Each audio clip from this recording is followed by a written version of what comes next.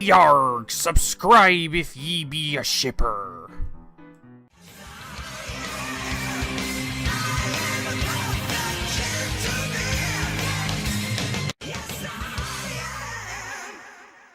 Whee! Cowabunga! Fuck this cabbage! If dinosaurs were meant to roller skate, we would have been made smaller and more indestructible. It's about damn time My Little Pony got in an X Games themed episode. Yeah, and considering this is a Scootaloo episode, it was a match made in heaven. This is the Washouts. The episode begins with Rainbow Dash spying on Scootaloo as she's preparing a new fan club for the Washouts. This upsets Rainbow Dash as she feels as though she's being replaced for big sisterhood in Scootaloo's eyes, as well as role model.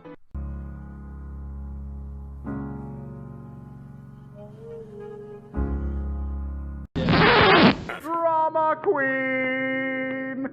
Rainbow consults her friends, and then Applejack drops this line. Well, I'd understand if you were. It'd be like if Apple Bloom started loving bananas more than apples. Y'all tell me if that ever happens, you hear? Yerg, we got to get this filly out of here pronto! Move it, people! So Rainbow Dash, Scootaloo, and the rest of the main six decide to attend a Washouts performance being held in Ponyville. Rainbow Dash is of course skeptical, but then she sees that they have good quality performance and very daredevil attitudes. So she's a little bit more open-minded, and takes Scootaloo backstage in order to meet them, only to discover that they were all former Wonderbolts, but were washed out of the program for one reason or another. Wait a second. Daredevil performances, Wonderbolt dropouts, and a Rainbow Dash Scootaloo episode? The later can only be... Lightning dust. Yes, this episode marks the official return of Lightning Dust, and she's pretty mellow all things considered. In fact, she doesn't even hold a grudge. But even though her and Rainbow Dash aren't rivals anymore, they're definitely not exactly on the friends terms, as she keeps making the Washouts look like the preferred option rather to the Wonderbolts. Of course, she says only Wonderbolt dropouts are allowed to attend. And Scootaloo says sacrilege to Rainbow Dash and Lightning Dust, as she says she's going to join the Wonderbolts in order to drop out of them. That's it. Yerg, what be that noise? That would be the sound of Rainbow Dash's dreams for Scootaloo blowing up in her face. Well, after that, Rainbow Dash takes Scootaloo straight to the Wonderbolts in order for Spitfire to scare her straight. And let me tell you, Spitfire proves why she has the name Spitfire. But seriously, I've seen Dragonfire that isn't as hot as what Spitfire's laying down. Lighten up! Well, upon taking Scoots back to the clubhouse, Scootaloo runs off. Rainbow Dash tries to find her, but then bumps into Twilight, who appears to be a fan of the Washouts. Sorry, Twilight, but the Washouts already have a princess sponsor. Check it out. Leather Rebel! Lightning in the dark! Leather Rebel! With a burning heart! Hey, I know this is Silverquill's headcanon, and I'm beating him to the punch. And after admitting to Twilight that it's not all about her own ego, but rather keeping Scootaloo safe, both Rainbow and Twilight try to get the Washouts' help in finding Scootaloo, only to be surprised that Scootaloo has joined the team. And here we get a rare commodity, Rainbow Dash being the mature one, which is always welcome to see. But then Scoots drops this line. I have bad news. I'll never be the best of the best or a Wonderbolt because I can't fly.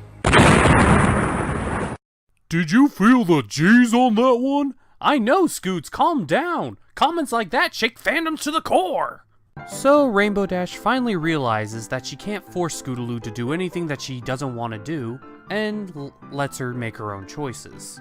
But then at the time of the event, Scoots realizes maybe this isn't such the best idea. But Lightning Dust wouldn't hear it, and sends her off on her way. But thankfully, before anything dangerous could happen, Rainbow Dash swoops in to save the day. Lightning Dust gets a taste of her own medicine, And it all ends with Rainbow Dash creating a Scootaloo fandom, where Scootaloo realizes just how awesome it is to have a Rainbow Dash big sister. And that was the Washouts. And I think this episode was a long time coming for Scootaloo. I think this is the first real bump in Scootaloo and Rainbow Dash's sisterhood relationship, showing how much they're maturing and growing up.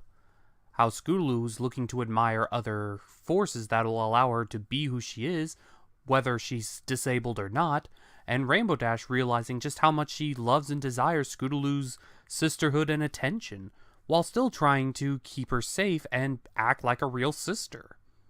And the stakes are risen all the higher since it's Lightning Dust who Scootaloo is ultimately admiring now instead of Rainbow Dash, so there's that potential bias in Rainbow Dash's behavior. I can't really see Rainbow Dash as being the one villain here, but at the same time, she's not completely in the right. And of course, Scootaloo is behaving just like any child would. How she's wanting to look into other new things, exciting things, things that she might be able to do. And of course, Rainbow Dash constantly telling her no only drives her forward, just like any real kid would. And I'm pretty sure that flying comment Scootaloo made can really get to a lot of Brony and Scootaloo fans to the core. So bottom line, I really did enjoy this episode from start to finish. I really can't find too many faults. Maybe Spitfire's at fault, but honestly, when isn't she at fault? So with that being said, I'm the Cartoon Gentleman, the Vintage Kings, and uh-oh. Well, whoop-de-doodle-doo! You think you got it made in the shade? Well, things are gonna be pretty shady indeed when you can't go out in the sun, 'cause you're in a full-body weighted hoofcat breaking through a straw! Do I make myself clear? Ma'am! Yes, ma'am! Are you okay? She scares me. Hero of the night, blood and